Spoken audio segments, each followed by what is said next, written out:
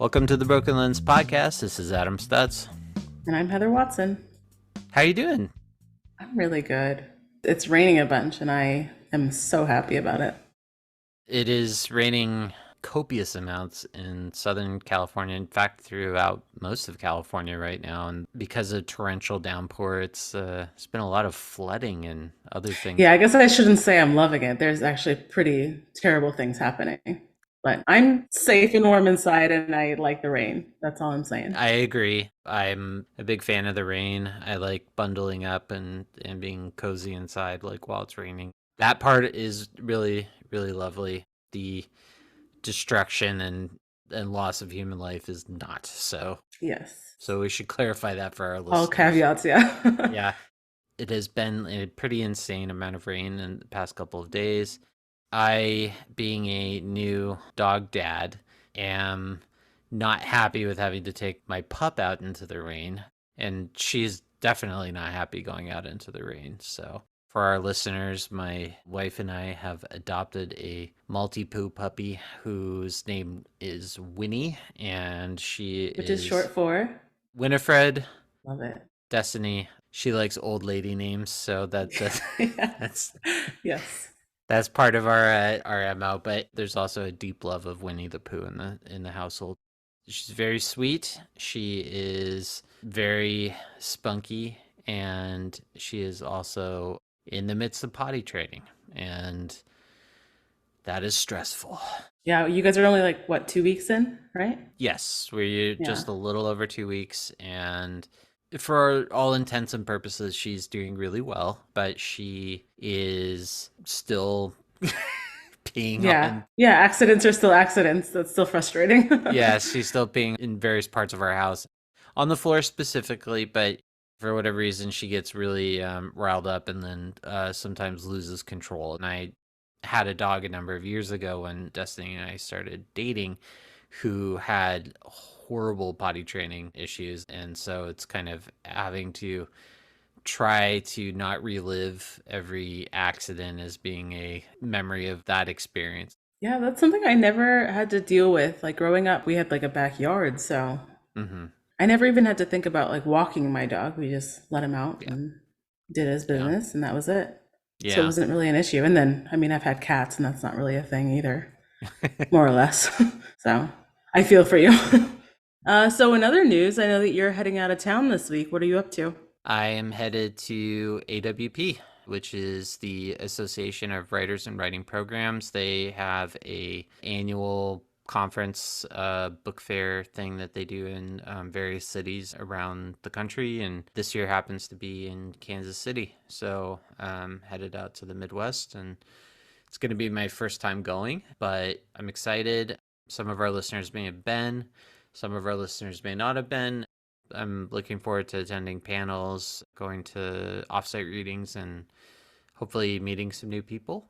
And yeah, should be fun. I'm keeping my fingers crossed that it's an uneventful flight out there because of weather, and then uneventful flight coming back because it's Super Bowl Sunday. And Oh, as we that's all right. Yeah. know, Kansas City Chiefs are in the mix. Do you have any plans going on into the weekend? I'm going down to be with my family over the weekend. My brother and sister-in-law's birthdays are coming up, so we're celebrating those together. And my mom is in some performance that I'm going to go see on Saturday. So, yeah. Nice. That sounds awesome. Yeah. For this week, our guests were Steve Farmer and Justin Marks. Justin is a new acquaintance, but I've been reading his work for a while now. And some of the things that I enjoy about his work, I had mentioned to him that I feel like he has a really wonderful use of sarcasm and humor in his work, but I don't feel like it's forced. I think that he does just a great job of like creating this interesting like balance. There's a lot of like very interesting juxtapositions in his work. He also is the co-founder of Birds LLC, which is an amazing press that has published the likes of Harmony Holiday, Lucas de Lima, Raquel Salas Rivera, Lauren Hunter, and a lot of other amazing poets. He was a great interview. I really, really enjoyed talking to him and discussing like his process and where he's approaching different tensions in his work. Yeah, you guys actually had a really interesting conversation at the end about his role as an editor of Birds LLC. And I don't know, just hearing about your experience, obviously, with Broken Lens and also being a writer and the struggle that you both go through being editors and having to reject work and that kind of thing. It was Hmm. interesting to hear that conversation, that camaraderie there. Yeah, definitely. And I think that the way that we both experience rejection and also, having to then be the rejector, Right, of so much work, it gives you much more of an appreciation for how challenging it can be for editors and how editors aren't making arbitrary decisions. They're really having to think through the work that's being sent to them and having to make, difficult decisions about which work is going to get published and what work is not. And, all the while hoping that the person that's being rejected recognizes that their work is still of value and it is still right. important and they shouldn't, discount that. Yeah, it was a good window into the editorial process. Yeah, definitely. And then Steve, he's a old friend. Steve has been putting out great books for many years. One of the things that I really enjoyed about the piece that we published is the allusion to 311 at the start of the poem. That song in particular, Amber, is on constant rotation on 91X in San Diego especially during the summer. And so there's a sense of familiarity, but we also talked a lot about place, about being in such close proximity to the border, the importance of Mexican culture and Central American culture in San Diego, how that has kind of bled into the work, and just his influences and language poetry and the post language label that's sometimes applied to his writing. And it was just really great to catch up with him and talk about his work. Yeah, interesting about the post language sort of classification. Something that I notice in listening to this interview is, and it's something that I've heard in other interviews as well with poets, is sort of this hesitation or resistance to accepting a label or assigning a label to your own work, which I totally understand, obviously. Like, I'm not a writer, but as anybody putting creative work out there, you kind of, one, don't want to be put into a box and don't want to be expected to fit the mold of a certain style, that kind of thing. So it's just really interesting to, you prompted him with a question of like, this is potentially your style or how you're classified. Like, what do you think about that? And Mm-hmm. like I said, it's something that keeps coming up in these conversations of this resistance to, Mm-hmm. the labels Mm-hmm. of styles and genres. I thought that was Yeah. really interesting. Yeah. I had a friend during college who once said that once your work can be put into a school, it's no longer relevant. Which isn't the case, but it does make for an interesting conversation Yeah, it's around an interesting perspective. applying labels and whether or Yeah. not the application of the label is helpful at all. So it was a great conversation, and I'm really glad that we were able to have it. So here are my interviews with Justin Marks and Steve Farmer.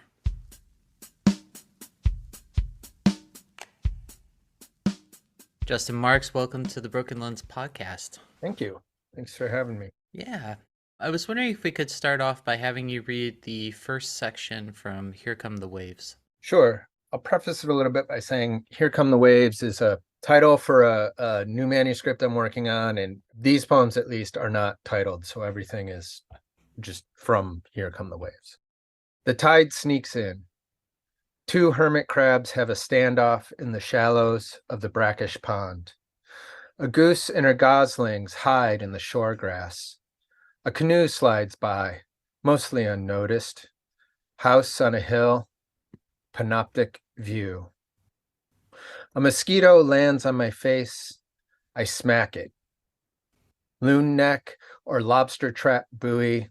Seagulls harassing a bald eagle in its nest, guarding its eggs. We go on about our business. Dream of something pleasant. What's in the poem is what I inhabit, be and believe. A man and woman not even speaking, a man and woman speaking. Either way, the source of ruin is a place they can't reach. Okay, fine. The man and woman are anyone I've ever loved.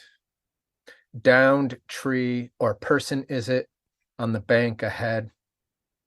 It's my failure, this inability to see much other than strife and struggle, imprecision of care and concern, the damage we do to each other, water washing down the water we're choking on, this amazing life. We chose this poem just by virtue of the fact that the musicality in the poem is beautiful. I love your use of consonants and how there's this really great punctuated rhythm throughout the work. The poem begins in like a pastoral setting, and Mm. that catalogs, there's these very specific denizens of these ecosystems, but you bring us into this place of interiority, and there is a breakdown and an erasure of the barriers between the interiority of the speaker and these environs. And I'm especially drawn to the lines, "What's in the poem is what I inhabit, be and believe." It begins to make me question the reliability of the speaker in the relationship to these concrete descriptions of nature and the Mm. liminality between the surroundings and the speaker's inner life. So there's a wonderful breakdown, an erasure of sorts, but in the best possible way. In thinking about your work more broadly, how do you approach these tensions that exist between interiority and exteriority? That's a really good question. And thanks for your nice words. I've been sort of like in a weird relationship with my work lately where I don't really know what I'm doing. I know what I'm doing to an extent, but like worrying if it's going, like I have more questions than ever about why I'm doing it. Why does it sound a certain way? I think in my most recent book, there's some things in there that as I've done readings, I've been like, "Oh, wow, that's really dark. Like, why?" Like I remember Yeah. why, but like just more questions about like why am I putting that into the world? Which is not to say I regret it or I abandon the work or anything like that. It's just a different kind of questioning I've had Mm-hmm. recently. So the navigating of the exterior in the interior, I think might be like, and I remember very clearly writing that poem, and where I was and what I was doing, and it really only took about a day to get the thing, then Mm-hmm. all the like messing around or whatever. To me, it is a little bit of where I was starting to be like, why? There are these really beautiful, amazing things out here, like nature, the world, it's not as dark and awful as it can sometimes see, yet I Mm-hmm. still have these, like, feelings that are hard to manage and hard to know what to do with, and I think that's kinda what I was trying to do. Like, at one point, it starts to turn toward, like, a domestic relationship and some strife in that relationship, and I think it's sort of wondering, like, really? Is that what we wanna dwell on? Like, yes, relationships are hard. But I think it's me trying to bring more of the world into my poems, Mm-hmm. not have them just be like, "Oh, here's a image from nature for me to project my dark feelings onto." Or like, "Here's something in nature or the world that inspired me or is ridiculous that I Mm-hmm. overheard somebody say, and then I'm gonna go and twist it into some, like, quote, unquote, profound dark message." I think that poem, looking back, might be sort of where that was starting. And I appreciate that because I'm constantly questioning what I'm doing with my work. Right, right, right. Not just whether or not there's a level of efficacy in what I'm doing, but also just to your point, what am I doing here? Am I dwelling too much in the dark? And I tend to write in a very dark manner. And so Yep.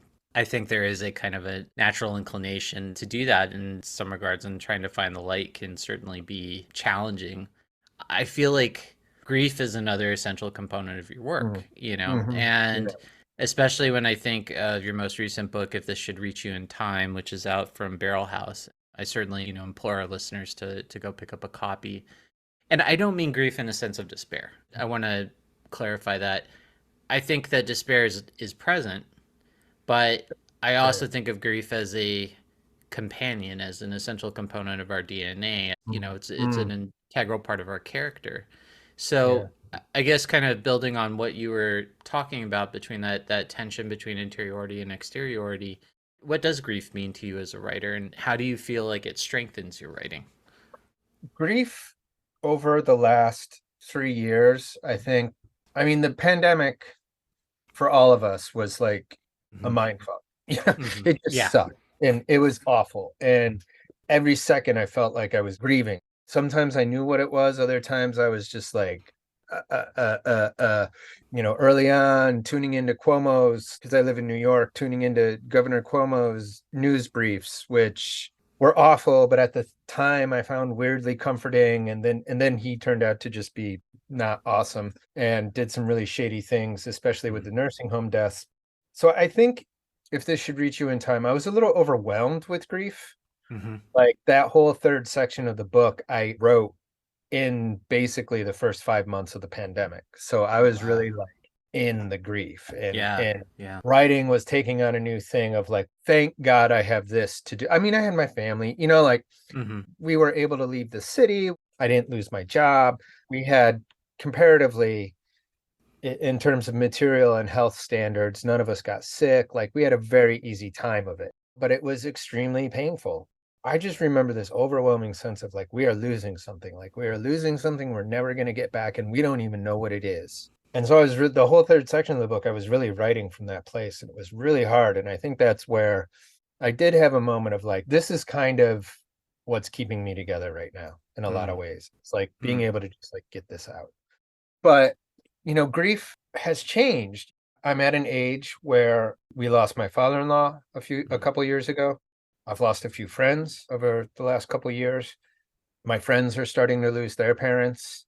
I'm at that stage in life where Mm. these things are happening, and they're very, very real. And, fortunately, my parents are very healthy, but they're of a certain age. And so grief has become, it's a lot more with me than it used to be, which oddly I've had to learn how to deal with it.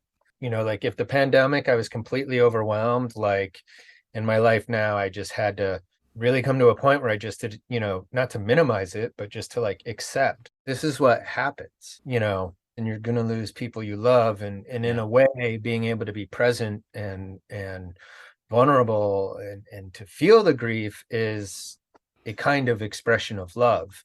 Yeah. Uh, it's not that I think grief is a positive thing. I just don't think it's in my work, I'll say it's evolving out of the like devastatingly destructive thing it once was. And in my personal life, it's like I said, it's become a little bit more of a sign of like, Hmm. well, if there's grief, then there's love, and love is a good thing. Love is maybe the only thing. And this is a facet of love. Yeah. That really speaks to me because I lost my mom back in 2011 from cancer. And I think through much of the 9 years leading up to the beginning of the pandemic, there was like this constancy to it. And then when the pandemic hit, and I had other stuff going on, mental health challenges, those sorts of things, but the grief really came up then. Yeah. And looking back on that, it was a very, very difficult time, and for me it showed me how destructive it could be, but it was Yeah. also something that gave me a lot of reflection, and like I was able to appreciate it a lot more coming out the other side of it, and certainly not seeing grief as being this antagonist in my life. Yeah. It's something that serves a purpose, and I really like how you frame that kind of on the other side of grief is love, and so there's this important relationship that exists between those two, I think, really important components. Yeah. I like the way you use the word antagonist. I no longer see it as something to fight or Hmm. be afraid of. I don't welcome it necessarily, but Certainly. Yeah. it's not the enemy threatening my existence. Yeah. I was wondering if you could read the next section of Here Come the Waves. Sure. Safety is destruction. The wars coming, the wars that have been, a ship, a knife blade, subject disconnected. The river is full, a futuristic experience.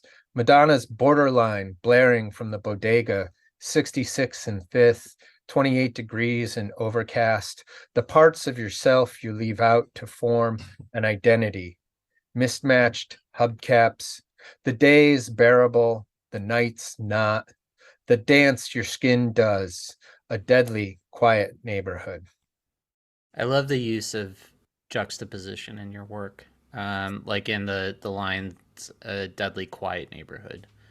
And while this may not be the intention of the line, it does evoke a reflection on the idea that silence that can exist within us sometimes can feel almost threatening, and for some people, extremely dangerous. Yeah. It also brings to mind you use very short lines and terse lines in this particular poem, and there is an arrangement in terms of the way that you use the space between the lines and kind of going from these different sections. They punctuate and then they puncture that liminality that that we were referring to earlier. Do you feel like writing in kind of shorter, like terse lines, does it provide you with a certain utility that maybe longer lines don't? And do you feel like it's a more effective mechanism for highlighting the tension in some of the juxtapositions that you're creating in your work? Yeah, I think so. I mean, I'm a real sucker for line breaks. I love just the possibility you can open up with a line break. The classic sort of like, when you're first learning how to understand poetry, or that light bulb moment of like, oh, wait a Yeah. minute. Yeah. I read the line this way and it means this thing. But then there's this break and it means this totally other thing. Oh my God, what do I do? Like? I never got over that. Like I Yeah. never Yeah. got over that. It's like a guitar player that never got over feedback or something. Like I just Yeah. I will always do it. And sometimes that dictates where I break a line, and that's not always great. Like I have to be careful. And I have been, at least in drafts, challenging myself to be like, well, what if I did string this out? What if I wasn't going for that immediate, like, what would happen if I just had a little more patience, if Mhm. I let this go a little further? And that's been interesting. But yeah, I find the short terse lines useful for that. So there's a utility to it. There's also, I like the energy. A lot of what I go to poetry for and what I write it for is this kind of exchange of energy. Mhm. I always know a book's really getting to me if I start writing myself. Like Yes. Yeah. it just triggers something in my brain, and it is energy. It's not just words. It's like I feel very animated. I feel very alive. Yeah. That's what's making my mind work. So I'm trying to do that with the lines too. Like you want to keep people on their toes, but Mhm. there's also a movement, a kind of like flow of energy, if you want to get a little like new agey about it, that I am trying to kind of manipulate and shape, and hopefully, engage a reader, at least engage myself, if Mhm. not a reader. So yeah, the short line works well for me that way. Yeah. It has a cutting effect to it, which it kind of cuts to the quick. And I guess that kind of speaks to the energy that you're referring to and the shortness of the line. You do a really good job in your work with weaving sarcasm in, and it works to great effect. Like don't get me wrong. I think it's wonderful.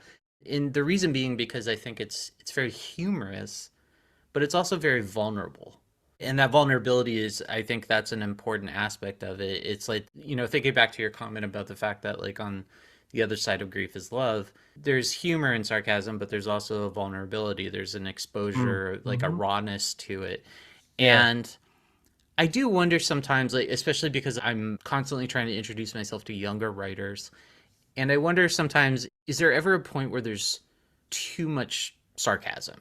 Do we run the risk of losing an earnestness or an empathy that might be lacking kind of generally in our discourse? I mean, given like the polarity of the period that we live in right now. Mm-hmm. But despite that, do you think like more writers should be, maybe utilizing sarcasm in their writing? And do you think that maybe like younger writers need to be cognizant of the balance between being both sarcastic but also being very empathetic? Yeah, there's a lot there. I think to the first part of your question, like I'll caveat all my answers by saying, like, maybe there's someone out there that can do the exact opposite of what I'm about to say shouldn't be done, and that's great. And that person by all means should pursue that if they can. or if that's what they believe. But personally, I think I don't really want to read a sarcastic poem. I mean, maybe there's some I've read that I enjoy and I'm just forgetting, but I feel like because if you're just being sarcastic, you're not, in my mind, you're not taking a stand. You're like the guy that just makes fun of everything. Hmm. And that's cool, but what do you like? Right. Where is Yeah. your integrity? Where's your vulnerability? Yeah. Where's the thing that you're risking? Yeah. It's like if you're just kind of pointing fingers at things, even things that are sort of begging to have your finger pointed at them, there's not much of a risk. There's nothing at stake. Yeah. I guess maybe the thing that I want to point out is it's sarcasm, but I think you definitely use like irony in the Yeah, sense of sarcasm, and I think that's what should be clarified. It's not just going in and cutting people down. It's more yeah. so a like pointing out the irony of, almost a situational irony and stuff, and using sarcasm to be able to point that out. Yeah, I mean, first of all, I love humor in Hmm. poetry. John Ashbery is hilarious. Frank O'Hara is hilarious. James Tate's hilarious. Russell Edson is hilarious. Even someone like Franz Wright could be really funny from time to time. Hmm. Summer Browning, to be biased, who we publish on Birds, is extremely funny. And her work is also just devastated. It's so amazing. It's so Yeah. beautiful. I think Tommy Pico's hilarious, and his work is extremely again. I not to call out too many Birds authors, but Tommy is a younger poet. So I think there are tons of young poets out there being funny and using humor as part of their sort of style, and I think it's great. I'm at a point where I will admit I'm somewhat out of touch with the really young writers coming up. Mhm. I'm talking about the people that are like getting their first chapbooks, or Yeah. like when I go to AWP and there's a reading for a journal, and there's people that are real new to publishing. I'm looking forward to those people getting books because I want to explore more of what's going on Hmm. with, where I guess it's two generations behind me. These kids would be Gen Z now. And that's like, my kids are the tail end of Gen Z. So Hmm. I'm getting up there. And it's just hard to stay in touch. And I think for every generation, there were trends and similarities I saw. And it's probably just too early, but I'm eager to see those in young writers.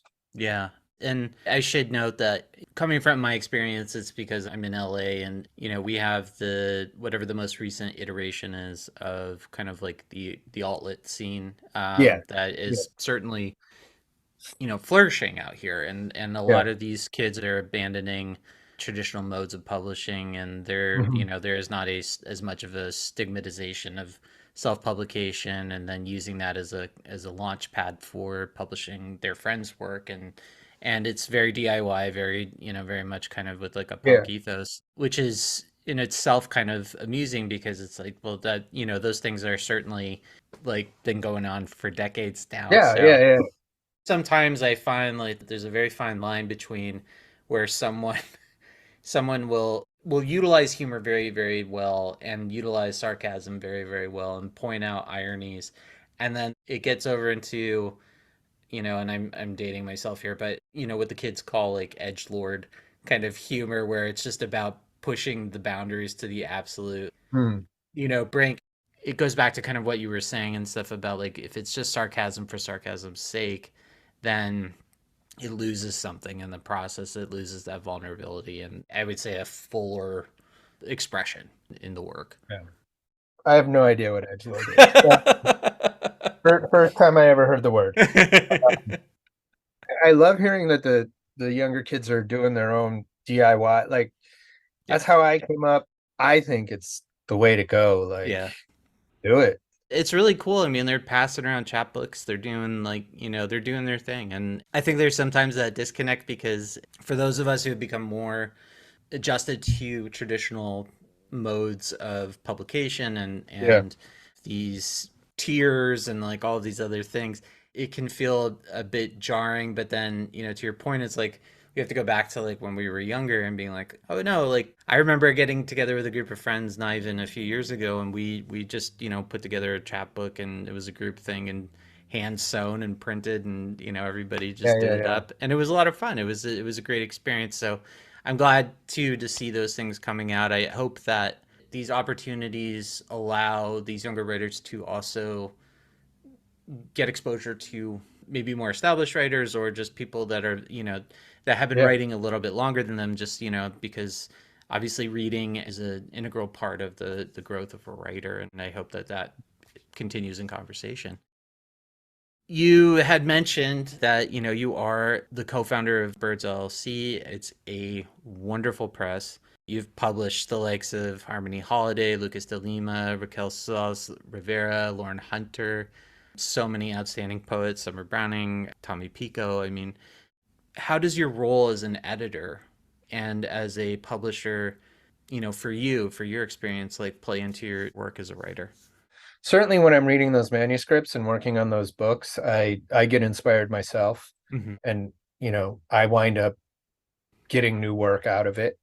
But it just reminds me of how, I like a lot of I can get impatient with my own perceived lack of progress. And yeah, this stuff just takes a while. It's Yeah. hard.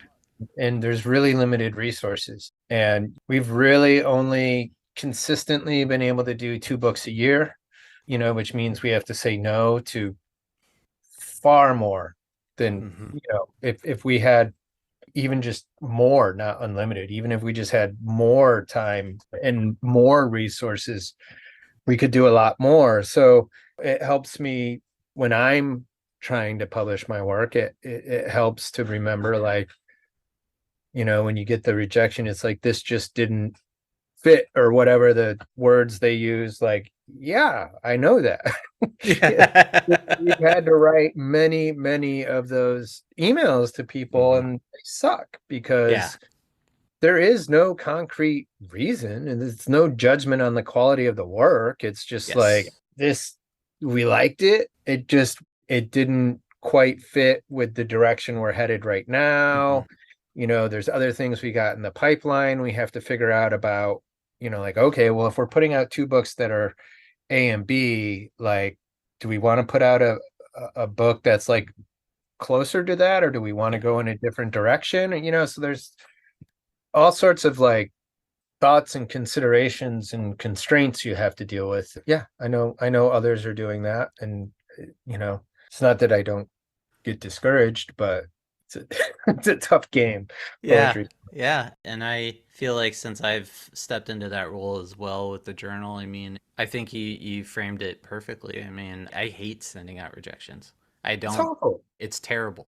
I know when you have all of your hope up to like get something, out there, and then all of a sudden you get this, like kind of like flimsy explanation. And as much as I would like to, sometimes I would just like to be able to write, paragraphs to the person to make sure that they understand, like, this is not, a reflection of your abilities as a writer.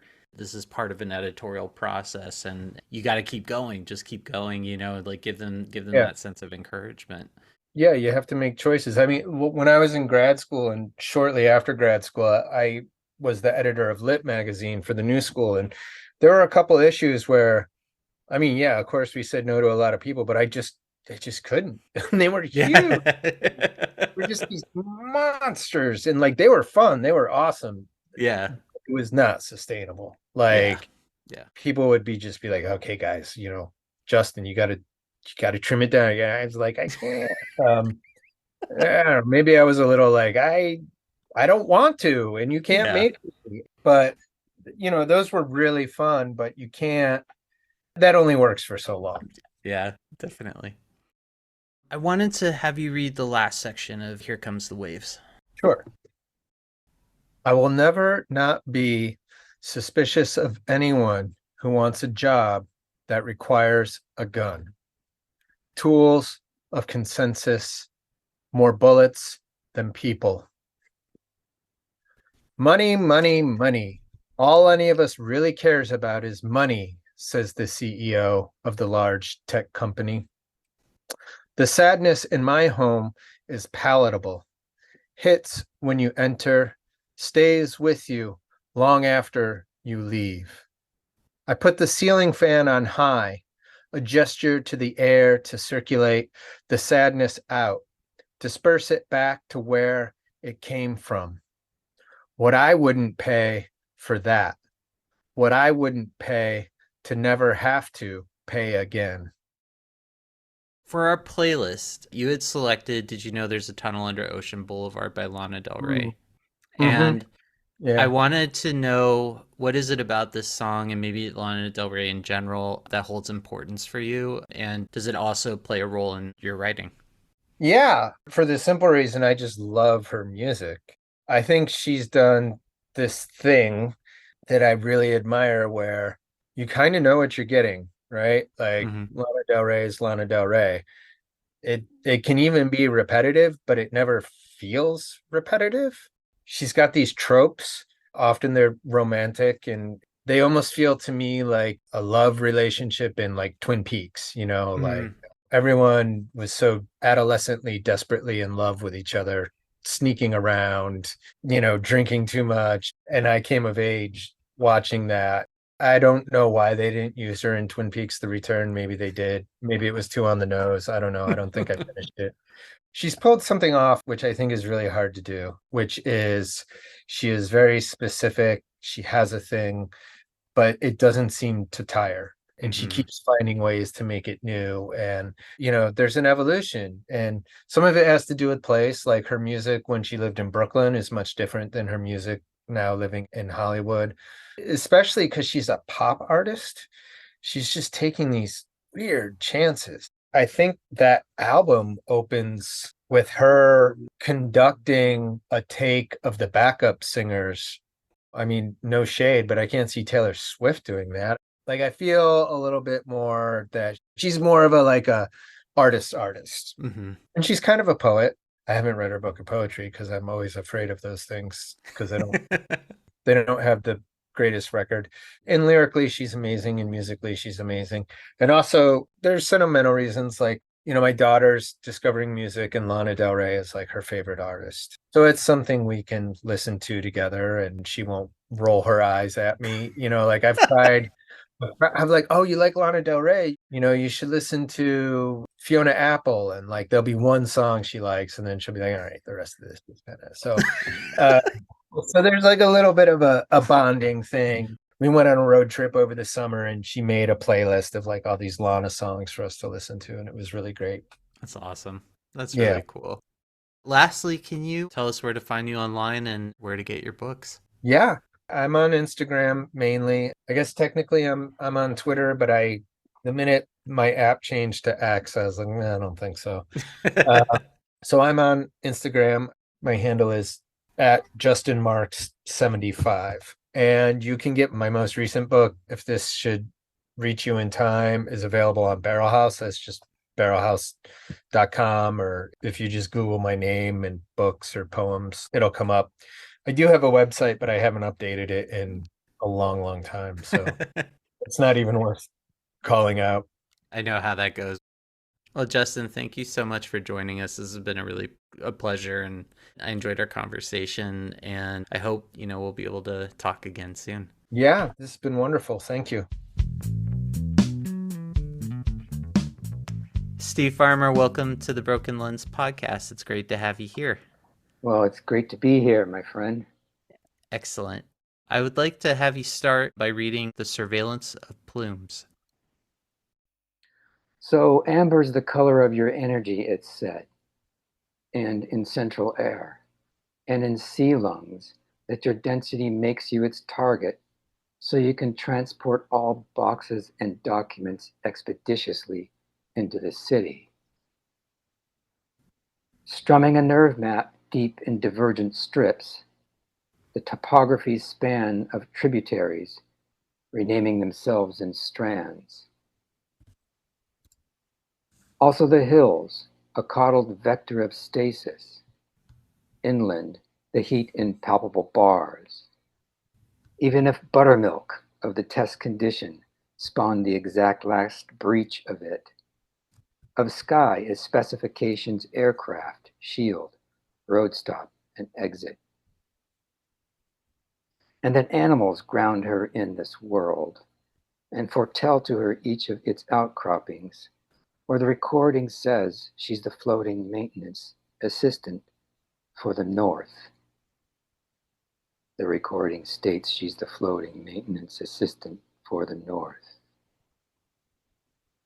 And it's dosed, and the purring it does in upholding the fed retrievable to the plebe that seems fit to open its cloak to a font in the parent menu. Bars descend in successive grinds. One disc offers the meme. Then in season 6, the constituents advance on the hallway, and now the containment. The engagement may end in the names of faces, imprisonment, theater, or death.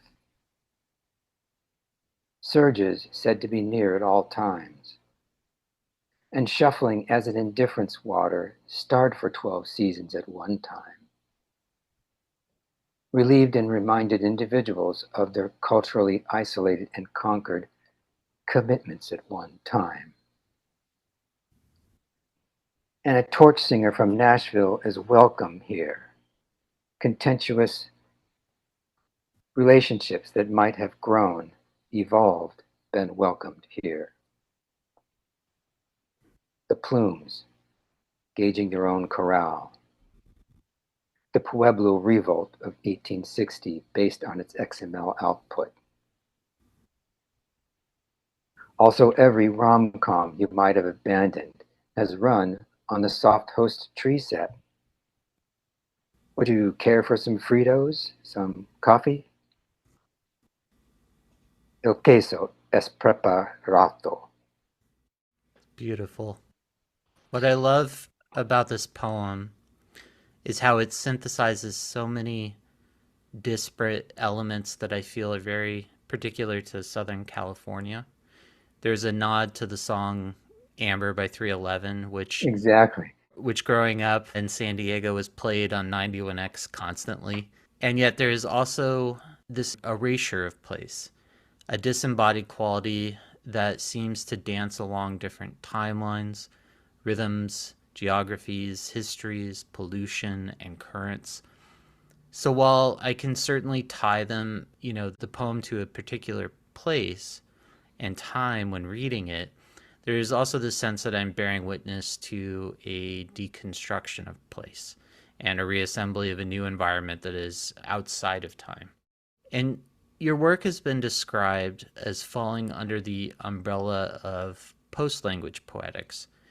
And when reading your work here, there is a sense that your writing is striving to erase artificial borders, both physical and metaphysical. And it's a language that's porous, it's plastic and adaptable.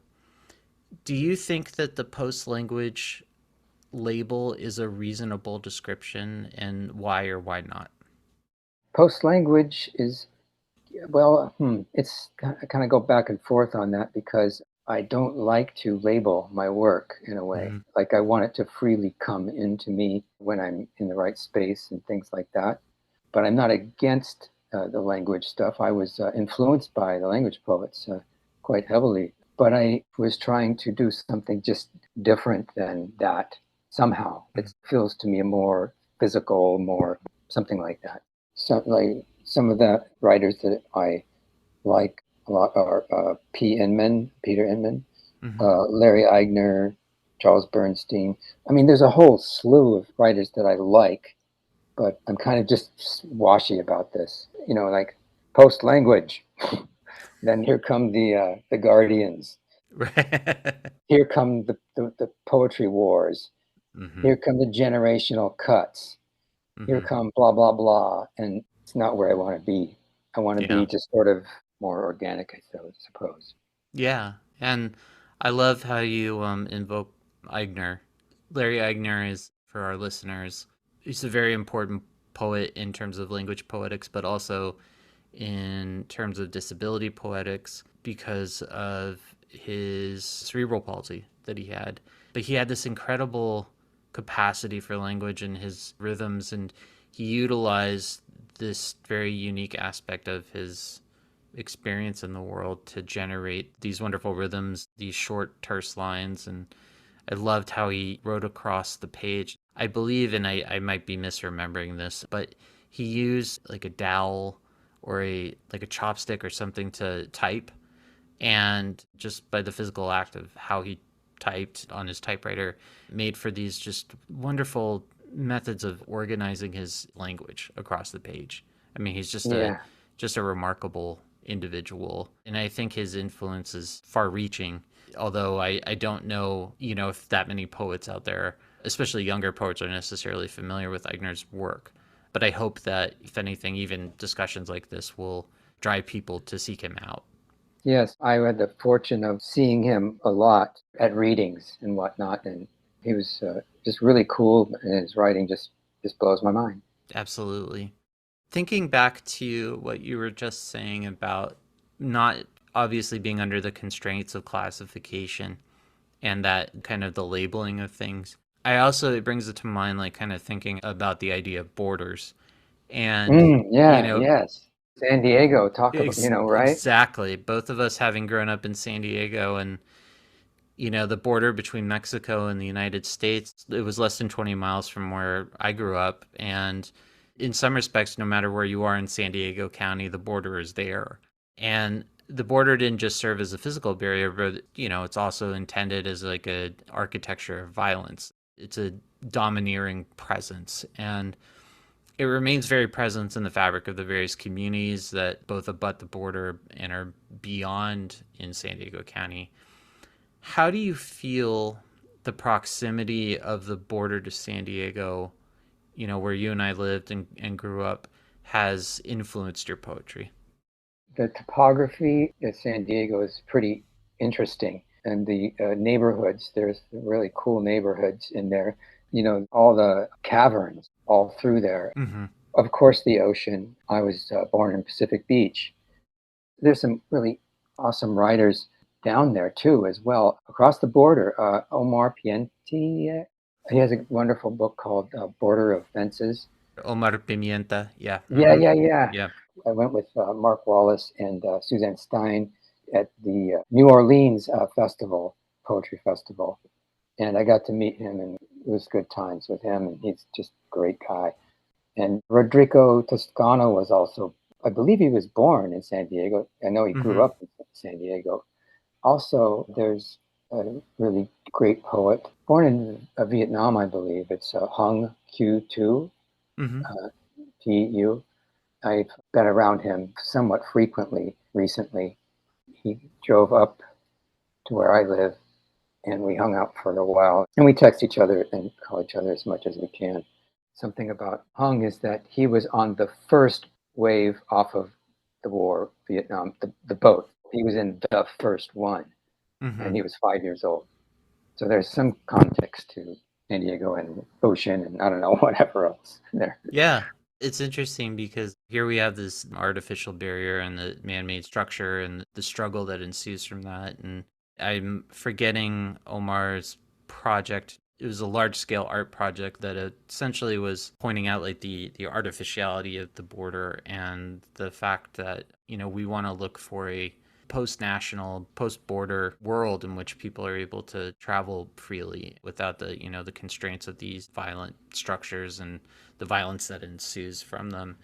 And it's interesting that you bring up the ocean, because the ocean being such a vast and open experience, and even, within the ocean there are borders, but how one enforces those borders is, kind of beyond the scope of my comprehension. And so here you have, this man-made structure, but you also have something as vast and fluid as the ocean. And what I love about that is that your writing engages with breaking away from borders. And I think it's very telling in terms of like your response that you had about avoiding labels because of the fact that it creates those constraints and in turn can create friction with different groups.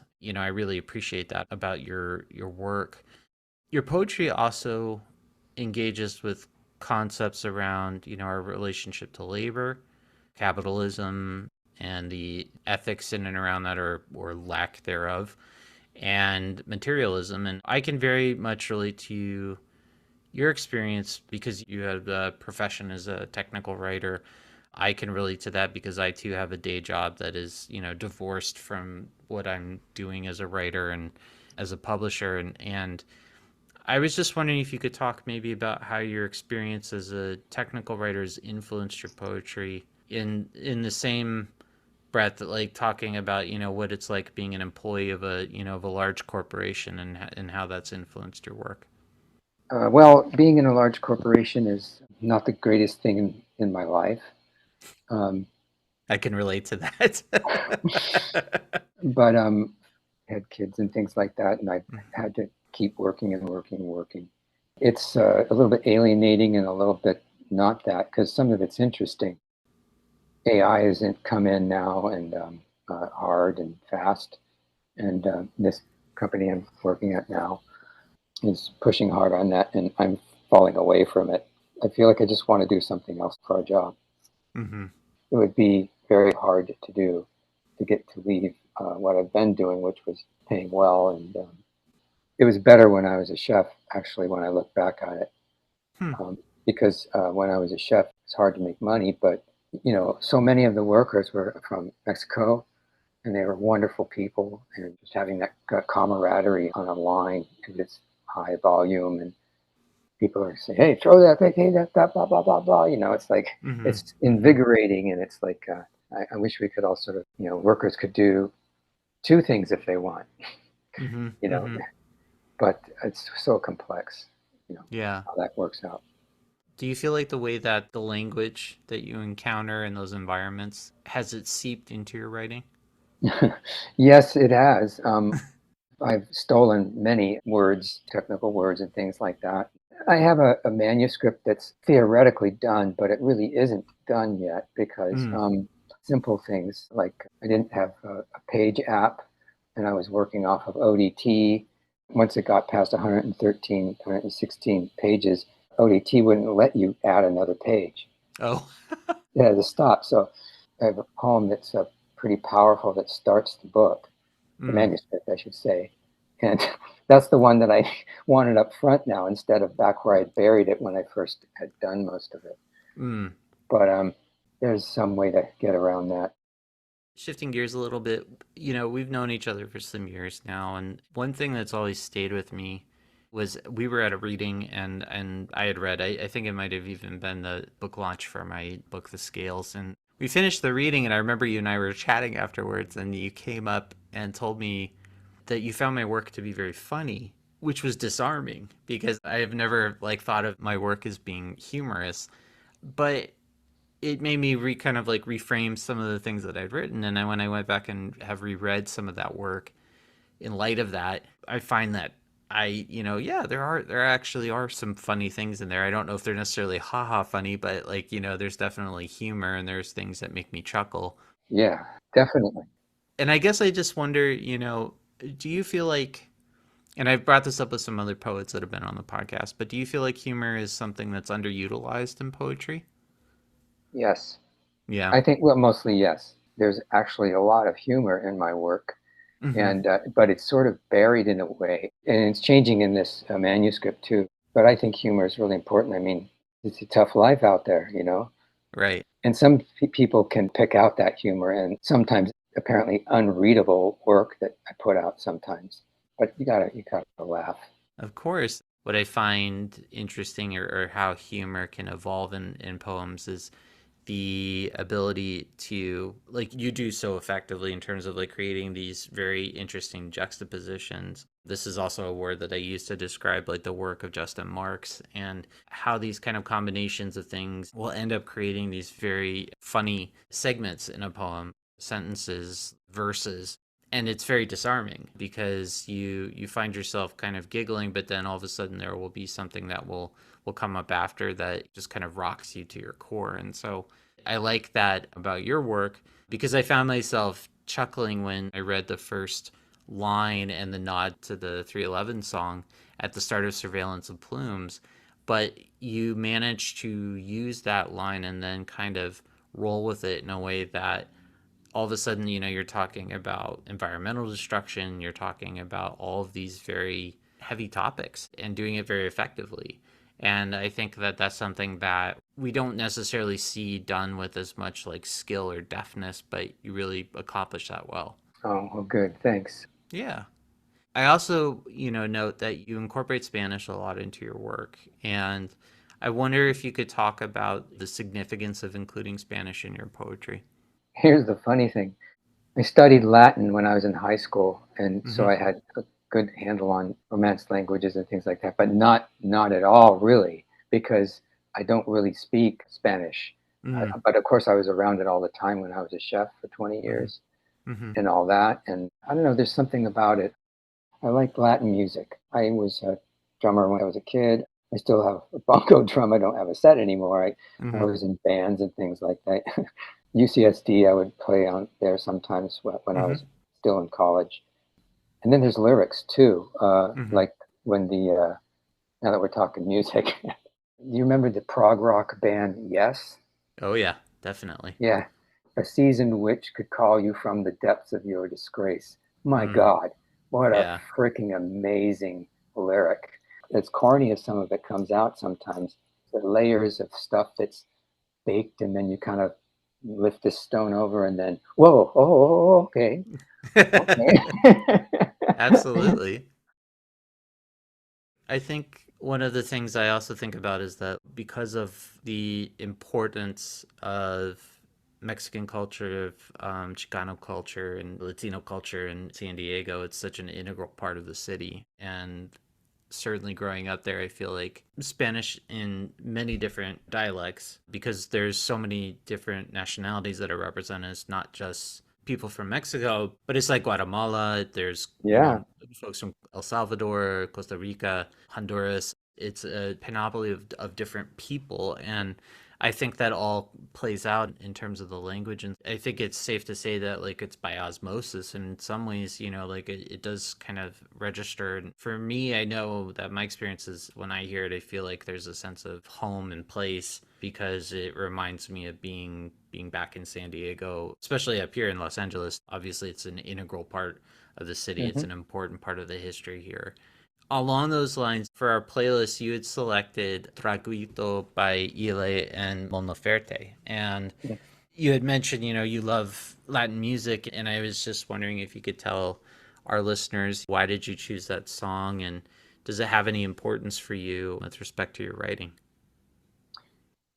It's interesting because when I first was listening to Ile on Spotify or something, I stumbled upon it. So I try and find that kind of music to keep my hands doing what I like to do, which is hit Uh-huh. drums. Yeah. So I remember when I saw that title, I Googled it right away to see what does that mean. And I couldn't get a definition.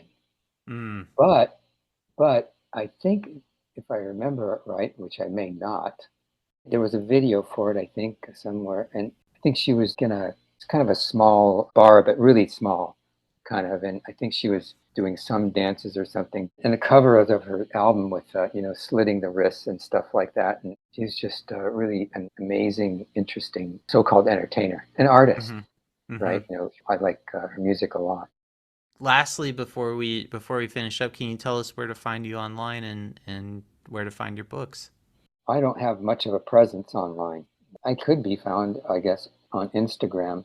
And my handle is Esteban Farmeros,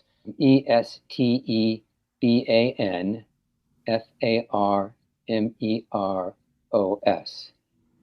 Wonderful. And I know that your books are also available through Kripskaya and a couple other places as well. We would love to have you come up to LA to read, so definitely let me know when you would be available. Okay. Excellent. Well, Steve, thank you so much for joining us today. We really appreciate it, and we look forward to talking to you again soon. All right. Thanks a lot, my friend. Thank you to Justin Marks and Steve Farmer for joining us on this episode. Please be sure to like and subscribe, and if you're enjoying the podcast, leave us a review. We just released issue 6 of the journal, so be sure to check that out at brokenlensjournal.com. And as a reminder, we accept submissions year-round at the website. Thanks to our producer, Destinie. Our theme music is composed and was recorded by Art Santora. I'm Adam. And I'm Heather. Thanks for listening. Bye.